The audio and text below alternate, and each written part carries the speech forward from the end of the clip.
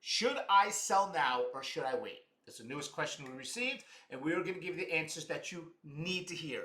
We always do pros and cons on everything. We're not going to tell you one direction. We're going to give you two different streets, and we're going to give you a bunch of different examples. So it all comes down to your situation, number one, right?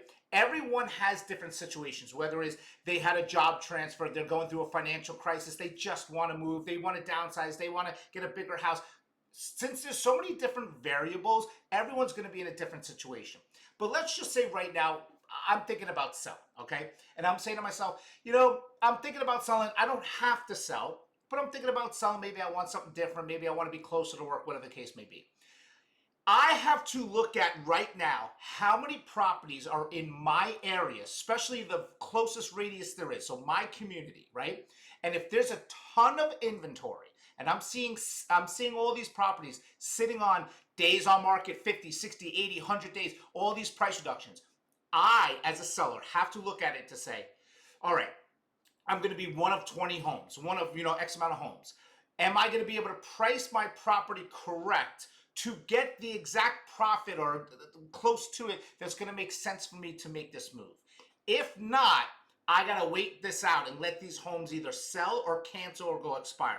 Because the problem we're having is that there are certain communities that have a ton of properties on the market. And I was going through them yesterday. I was like, two of them had camera cell phone pictures, which was horrendous. The one was overpriced ridiculously. Another one was super overpriced. Another one did 5 or 6 price reductions by 1,000, which makes no sense whatsoever. And what's happening is, let's just say, for hypothetically speaking, those homes were worth 400, and they're starting so high, where they probably would have sold for $399 if they did it right. Now they have to bring it under $399. Which I'll do a separate video on a house actually in Ballantrae that got really, really screwed by this. So perfect example is now they're undercutting, and now it's killing the whole community, right?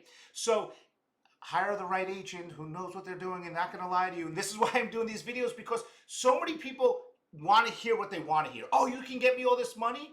And you're like, yeah, all these agents, right? Now, just sign this. No, because what happens is it screws everything up. And it actually screws up a lot of things for the other homeowners that are looking to refi. Video coming tomorrow. Back to what I'm saying. So now, I was a little rant right there. So as a seller, if I see this going on, I have to say, this isn't a good time for me to sell. Absolutely not. Because I now know that I'm not going to get the true value or the potential that I can get from my house. I also have to take into consideration is, where's my interest rate at? If I have a really good interest rate and I'm sitting on something that I can easily afford, I shouldn't rush. I should actually be looking to rent my property out. Because if I can rent my property out and keep the interest rate I have, why would I not want to do that? Right? That's something that no one's talking about, because you got to remember, real estate agents are here to try to make money off your purchase or your sale. Well, we're supposed to be helping our community, right? So if you can rent your property out and hold that 2% or 3% interest that you have, absolutely do that. That's going to be the most important aspect to your real estate portfolio, because I always call it the emergency home. The emergency home means if, and excuse my language, but I have to say it, but if shit ever hits the fan in the future, you have somewhere to come back to that you could probably afford in the situation you're in. With that being said, wait it out. Let's see where the market goes. If for some reason you can't wait it out and you have to buy something, now let's look at variable 2. If the real estate market's bad for the sellers, it's probably going to be for you, good for you as a buyer. So the counter is that find the most phenomenal deal you can. See if you could do it on a contingency, right? Because now what happens is a contingency means I'm going to buy your home contingent to me selling my home. So you start your home at a really good price for the buyers, but you still can make the decent money you want to make, but you're out there and you're getting phenomenal deals as a buyer. And if you really get a phenomenal deal, a really good one, then you can maybe sell your house a little bit less than you wanted to, because you countered it by getting a great house. And this is the problem with, like, people asking me all the time, should I sell now or wait? If you wait, we don't know what's going to happen, right? So, like, the catch-22 of waiting is, is more people going to screw this up? Is the prices going to come down more? Or is everything going to be finally gone or canceled, withdrawn? And then when you decide to sell, you're the only property on the market. And being the only property on the market, now you have a little bit more desire factor because the supply and demand is not there. You're the only supply, So you hope the demand goes up.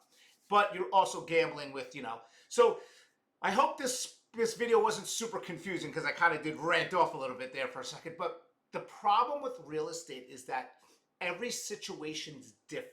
And definitely don't go by appraisals and comps because that's baloney. I'm going to do a whole separate video on that using a bag of M&Ms, like right there. What? Wait. Oh, I can never do this right. Boop, right there. I'm going to use that as an example, and you're going to be like, oh, wow, I never looked at real estate like that. So, again, to answer this question and to end this video, should I sell now or wait? It all depends on your situation. It depends on the market in your area. It depends on what you need to do. Are you in a rush? Do you have time? There's a lot of variables play. How much equity you have, how much money that you really need to make to move on. So I hope that kind of helped you. Listen, call me anytime you have any questions. Please, I'm here to help you and guide you in the right directions, showing you the pros and cons to every situation. Talk to you soon.